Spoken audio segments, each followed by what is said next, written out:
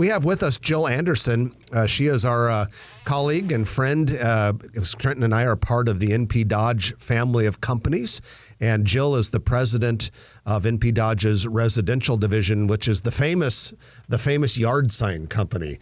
So if you ever see that NP Dodge yard sign in front of a house that's for sale, that's Jill's group. So Jill, welcome back to the show. Thank you. Thanks for having me. So let's always start as we typically do with your 30,000 foot view of the residential real estate market in Omaha today.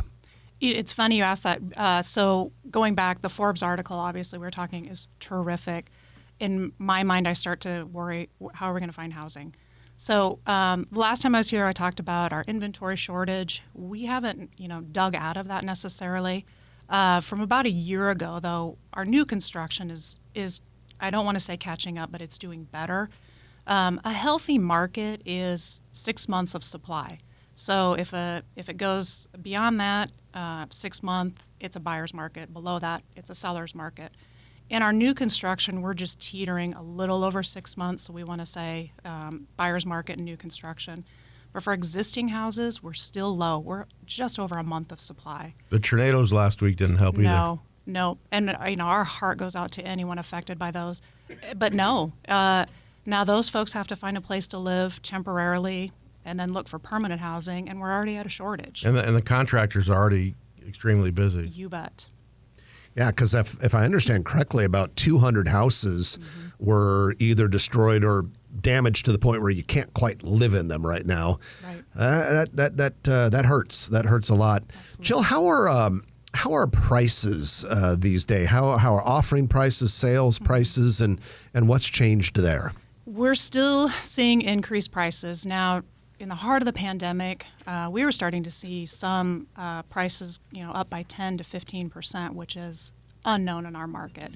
We're starting to level off back into that, 4 to 5%, which is year healthier. Over year. Yes, which is healthier, and that's more of the norm. But it's still hard to say. Our existing sales price right now is right at $314,000. That's a tough pill to swallow if you're a first-time home buyer. And you're coming in and, construction prices are higher, interest rates are higher, insurance is higher, and you're looking to buy your first home or even go resell and buy a new home. There's a lot of considerations that you have to take into account, and it's just putting pause on some folks, in their minds going, you know what, maybe I'll just stay and remodel and see what happens in a few months.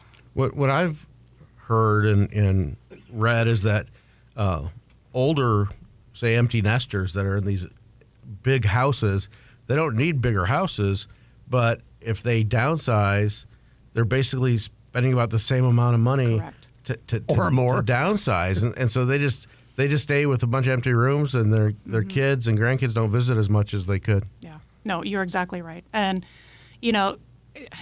I hate to say this, I just went through a remodel, which it's never fun to do that, and then when you think about, well, if I want to downsize, I'm probably going to look, like you said, maybe for a home that's a little less expensive, but I still want to bring it up to speed. I'm not saving any money.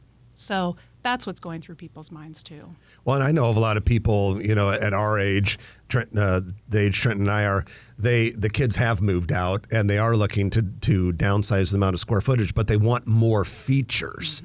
So, yeah, you may want less square footage, but you want the latest this, the latest that. You always want this one thing in your house that you never had when the kids were there and you wished you could have. Well, and then you want newer. So your smaller house is going to cost a lot of money. Right.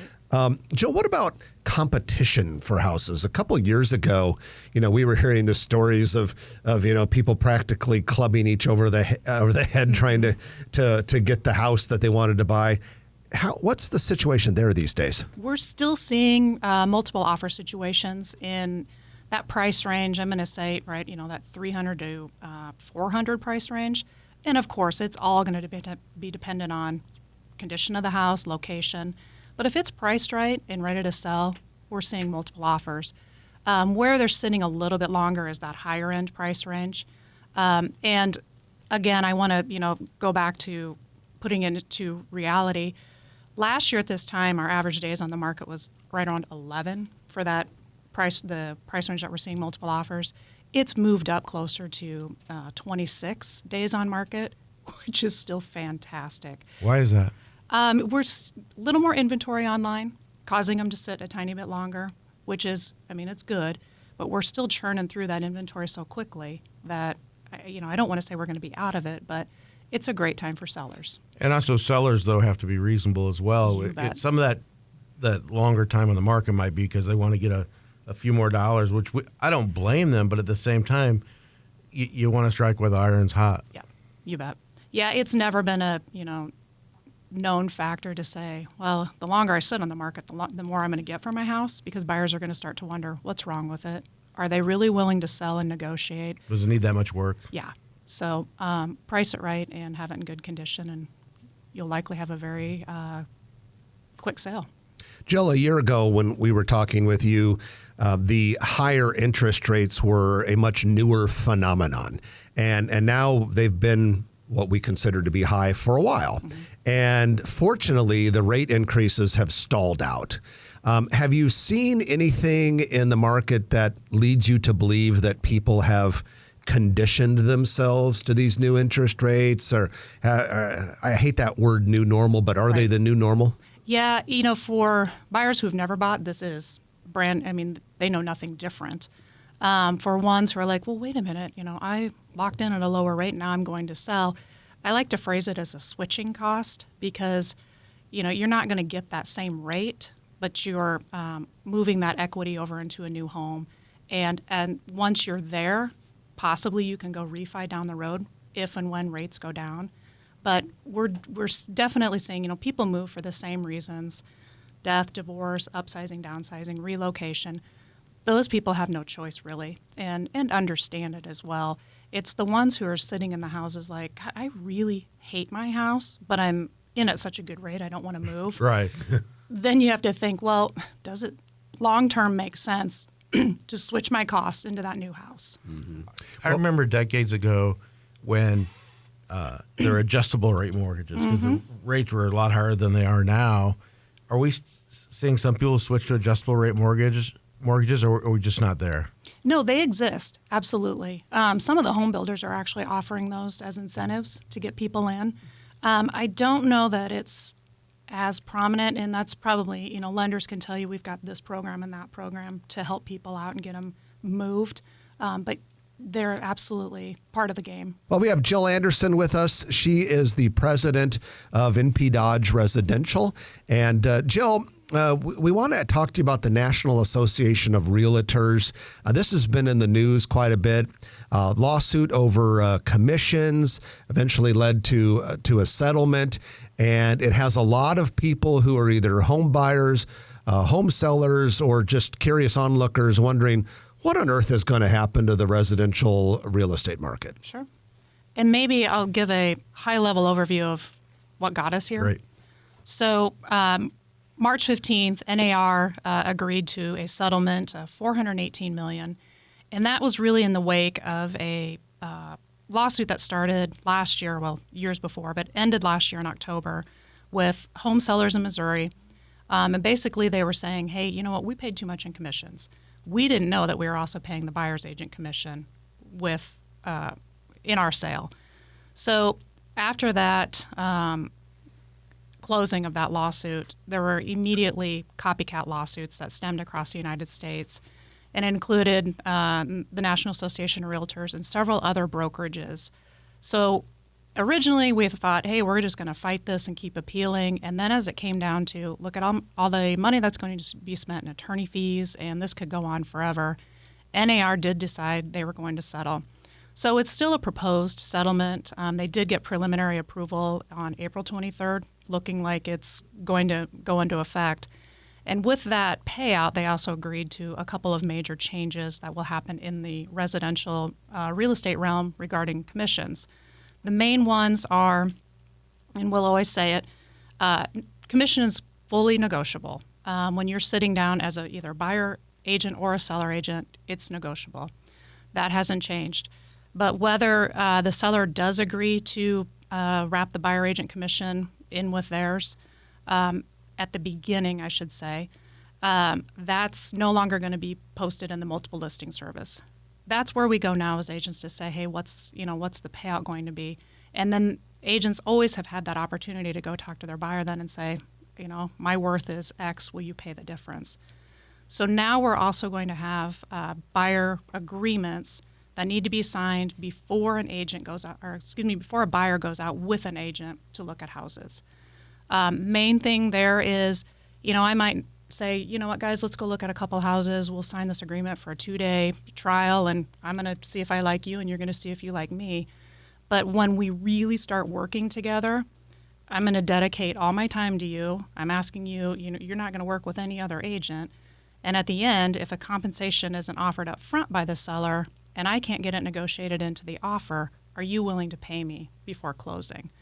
It's really just a different way to look at the model of how we do it now. We're breaking it apart, being more transparent, but it's just a different business process than we're used to today. So I think, some people might have gotten wrapped up on the headlines of, oh, I don't have to pay or I'm going to have to pay less. That's not necessarily the case. Yeah, and as a 30-year practitioner in commercial real estate, which is a different side of the business, but we deal with commissions all the time as well, if you really think about it, if you're a seller or a seller's agent, you count on buyers and buyers' agents to come and look at your houses. So it's all pretty much baked into the deal as far as I look at it.